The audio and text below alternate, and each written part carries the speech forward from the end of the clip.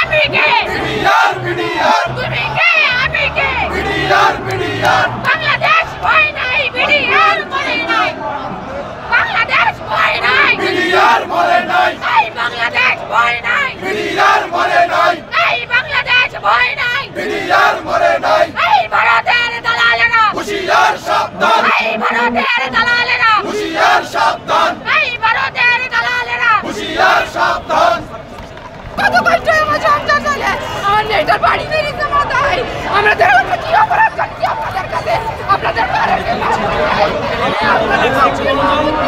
আমার এইটুকু বাচ্চার মাথায় কি জন্য বাড়ি আমরা বেরিয়ে পাশে আসছি তো আমাদের এই আইন মন্ত্রণালয় তার যে দায়িত্ব সে এগুলা সুষ্ঠুভাবে পালন করে নাই আমাদের দাবি মেনে নিচ্ছে না এবং আমাদের চাচ্ছে যে আমরা এই বদনাম নিয়ে লাঞ্ছিত বদনাম নিয়ে আমরা এই দেশে কার কাছে বেঁচে থাকবো। কোনো পয়সা আদালতে গেলে আমাদের চাকরি হয় না, আমাদের সন্তানের চাকরি হয় না। কেন এত এত দুর্নীতি এই দেশের আইন শৃঙ্খলা বাহিনী এই দেশে কি আইন নেই? আইনকে খর্ব করা হয়েছে, আইনের নামে বদনাম দেওয়া হয়েছে।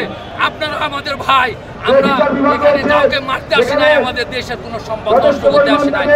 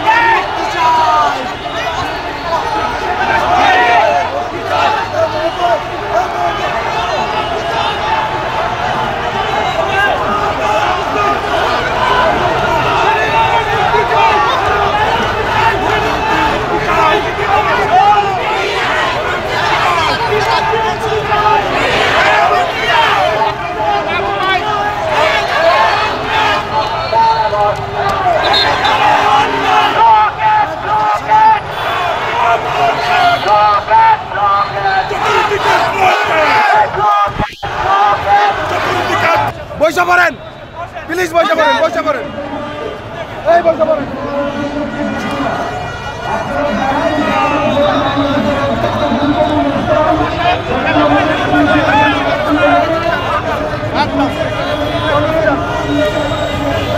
ওইখানে ওইখানে ওইখানে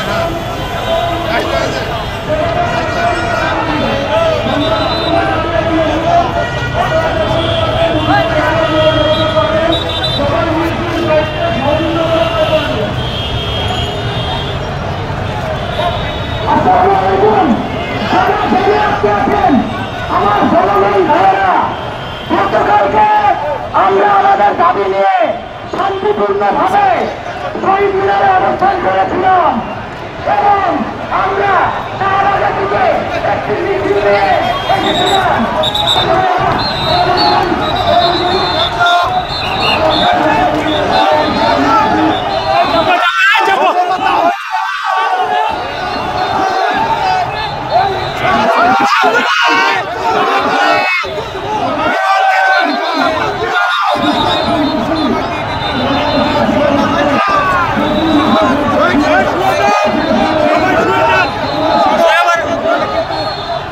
ঢাকার উপরে চাকরি করে এবং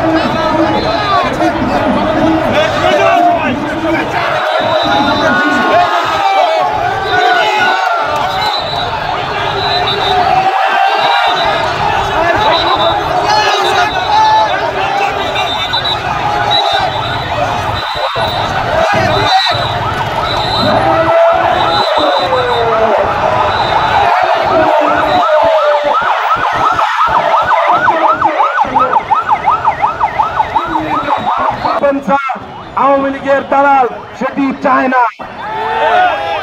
আমরা ক্ষতিগ্রস্ত বিডিআর সদস্য এবং বিডিআর পরিবারকে সাথে নিয়ে বলতে চাই, আপনারা যদি দ্রুততম সময়ের মধ্যে এই ন্যায় বিচার প্রতিষ্ঠা করতে না পারেন তাহলে কিন্তু তীব্র থেকে তীব্রতর আন্দোলন গড়ে তোলা হবে। আমরা এখানে চাই না দুর্ভোগ সৃষ্টি হোক।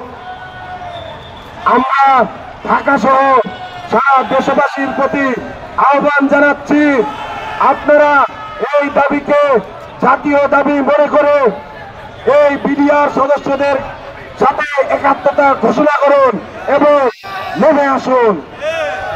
সংগ্রামী এবং বন্ধুগণ, আমরা বুঝতে পেরেছি আমাদের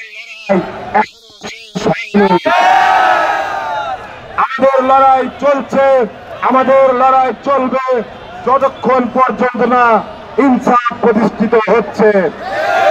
সংগ্রামী ভাই এবং বন্ধুগণ,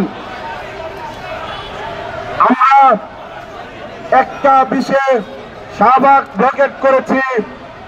1 ঘন্টা শাহবাগ ব্লকেট কর্মসূচি শেষে আমরা আবারও শহীদ মিনারে ফেরত যাব, কারণ আমরা চাই না কোনো প্রকারের কোনো